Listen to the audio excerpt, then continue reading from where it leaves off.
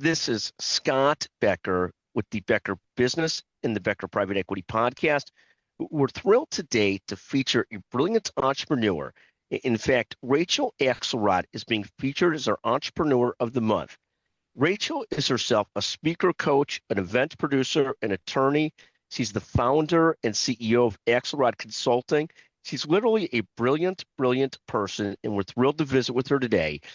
Rachel, can you take a moment and introduce yourself and tell us a bit about your background and what led you into coaching people on speaking, such a needed thing? Tell us a bit about yourself. Thank you, Scott. Thank you for having me. It's such a fun thing to do on a freezing day in Chicago. So thank you for having me on your podcast. So yeah, I'm a recovering attorney, actually. So it was not the most linear trajectory into being a speaking coach, but actually kind of makes sense. So I started off at Schiff Hardin, one of the oldest law firms actually in Chicago. It's now called Arent Fox because, as you know, all the law firms in Chicago and across the country have merged and changed names, but it was Schiff Hardin. It's now Arent Fox. And I practiced law there for about 2 years, doing mostly products liability work. And then I spent 8 years at Mutt Shellist, which is a mid-sized law firm where I personally practiced commercial litigation and was there for 8 fantastic years. And so as a trial lawyer, obviously we are speaking in public. We are often in front of juries and judges and clients and making presentations. So there was always a part of the DNA of what I did during the legal years. But it wasn't until I co-founded TEDx Chicago in 2016 that I really started to get interested in the speaker coaching world. So I was the executive producer and co-founder with a wonderful person called Jessica Lederhausen, one of my dear friends to this day. And she and I co-founded TEDx Chicago, and we produced shows in 2017, 2018, and 2019. During those years, we ran the whole show and managed everything. We actually had speaker coaches that we hired during those years, but we were very actively involved in making sure that the speakers were supported and they understood how to give a good talk, how to give a good TED talk. So that was sort of like my internship in a way into speaker coaching because we had some fabulous speaker coaches that showed me what to do and what not to do.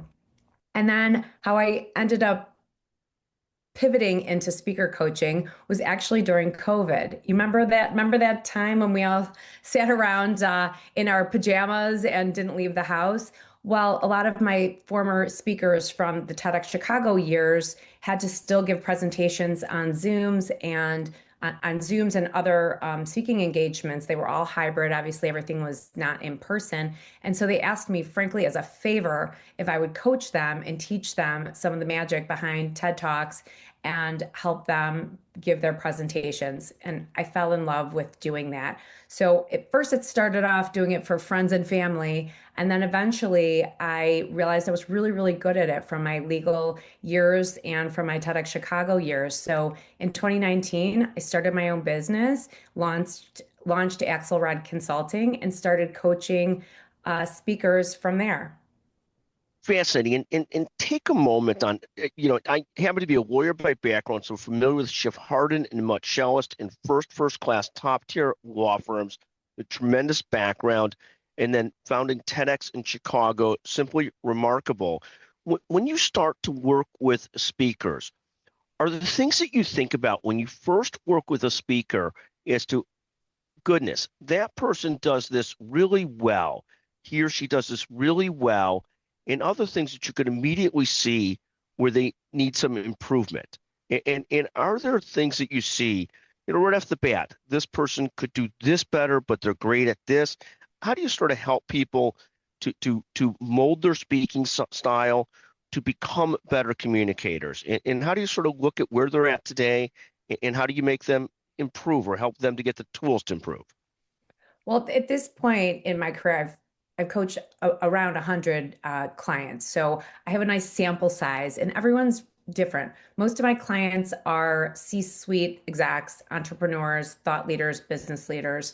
So they're all very experienced, smart, dynamic, incredible people. But you're right, everyone comes to the table with different talents and different strengths. So my initial question to them is always, tell me about the speaking engagement.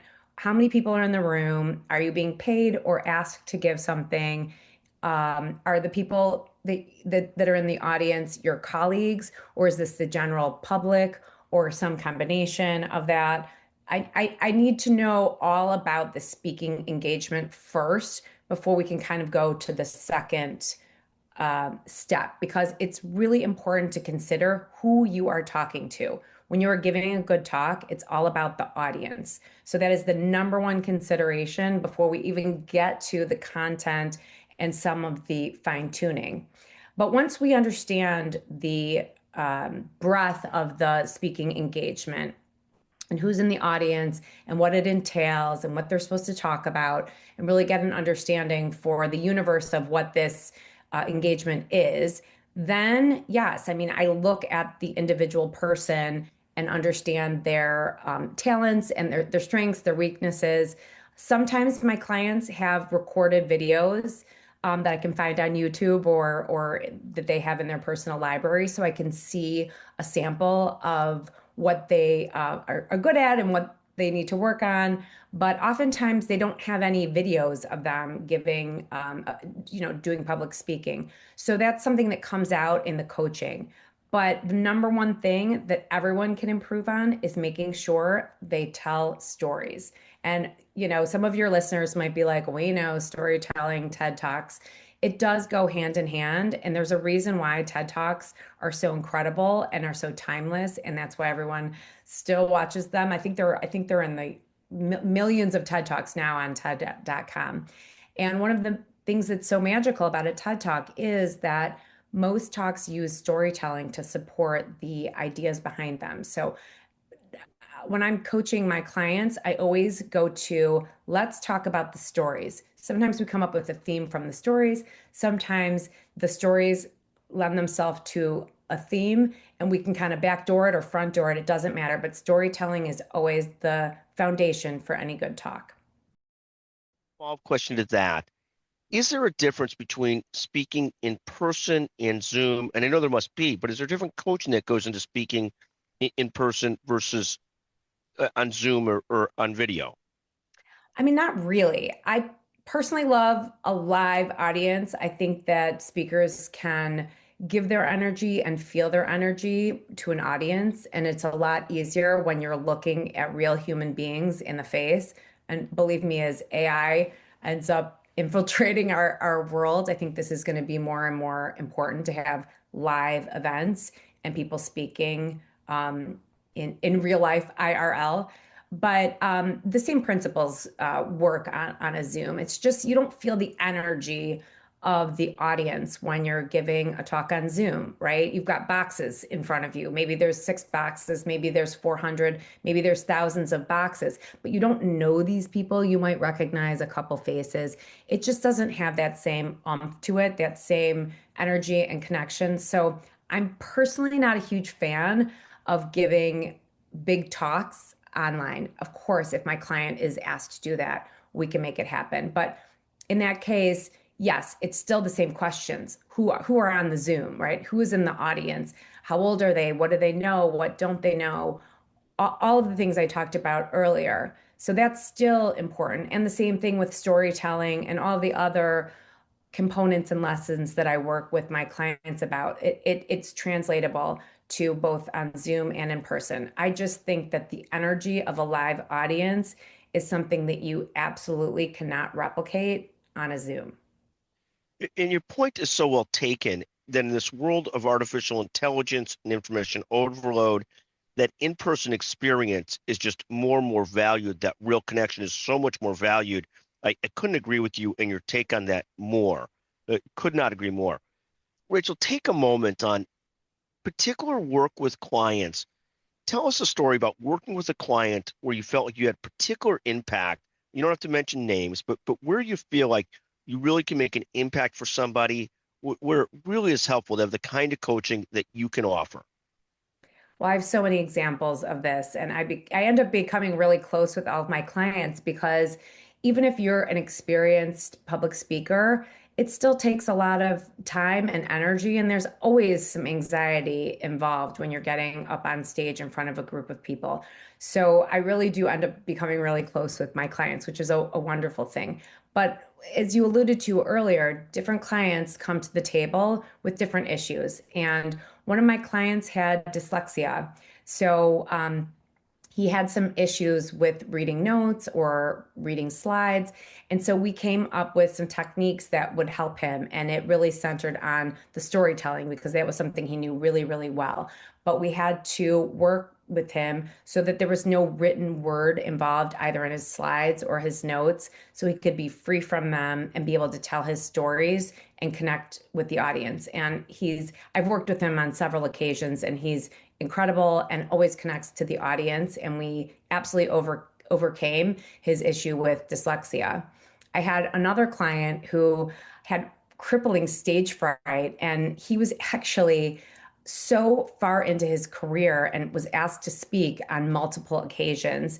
And he had to say no or kind of avoid it or kick the can down the road and felt so uncomfortable about saying yes to giving a talk because he had such bad stage fright. So I put him in touch with a breathing coach who helped him with some meditation skills and some breathing skills and got down to the bottom of the stage fright. And so that was a huge accomplishment. I felt like I really addressed that issue for this individual. But also we worked on a really incredible talk for this person. It was someone in the real estate industry who felt that his stories weren't all that interesting and felt like he didn't really have that much to say. But we crafted his stories in a way with a lot of details and in a way that he himself was surprised at how interesting, once we framed it right, his own stories had become. They just needed a little tweaking, a little zhuzhing, if you will, and they really came alive with details and just changing the framing of it. So those are two examples of clients that I've worked with recently that I'm really proud of overcoming their specific issues. And you work with so many people that do so much speaking for a living, whether as C-suite executives, as business leaders, and more. What causes them to sort of look up and say, I've got to make an improvement here, or I want to get better at that? What's sort of the motivator for some people to start to say, I need to work with you. I've been doing this for a long time, but I've got to make some improvements to get a little bit better, connect better with the audience and more. What is that tipping point? And I know there's plenty of people that are not as experienced public speakers, but that have big roles that come to you and need help. But talk to us about the people and sort of the instigation, the motivation to say, I've got to get a little bit better at this. And where does that come from? And how positive is that when somebody sees that need to get a little bit better?